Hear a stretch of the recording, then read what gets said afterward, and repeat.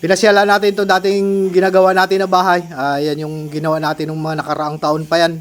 Medyo natingga ng kaunti itong bahay na ito dahil sa hindi naman natin alam kung anong dahilan kung bakit natingga itong project natin na ito. Ngunit sa ngayon gagawin na natin to. Ipapalitadahan na itong loob ng project na ito. Ito yung huling ginawa ko nung tumigil ako sa pag-upload ng video sa YT, kaya na busy tayong masyado rito nung mga panahon na yon, kaya hindi tayo nakakapag-upload. Kaya doon sa mga nag-subscribe sa atin, pasensya na mga lodi dahil busy tao. Ganun talaga yung mangyayari dahil sa sobrang kabisihan sa trabaho. Ito yung mga ginagawa natin dito ngayon dahil yan ipapatuloy na.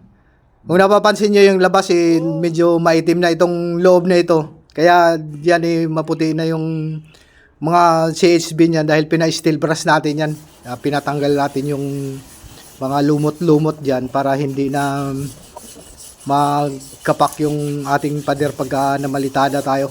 Yan yung mga ganap natin ngayon. Kaya maaring marami tayong magiging video na magagawa dito pagka dito tuloy-tuloy na ginawa. Ang gumagawa natin ngayon dito pang-apat tayo. Bali, dalawang skilled, dalawang helper lang ginagamit. Yan yung mga ginawa natin dito sa roofing dyan. Dahil yan ang naka-schedule kasi dito tubular hindi naman tayo pumayag na tubular yung gagamitin dito. Dahil napakalaki ng bahay na ito para gamitan lang ng tubular. Kaya mas pinili natin na isinadjust sa client natin na angle bar yung gamitin. 1/4 by 2 yan. Kaya natin na matibay talaga yan. Tsaka yung ginamit natin dyan na pang criss-cross dyan sa insulation yan ay alambre, number 16 yan.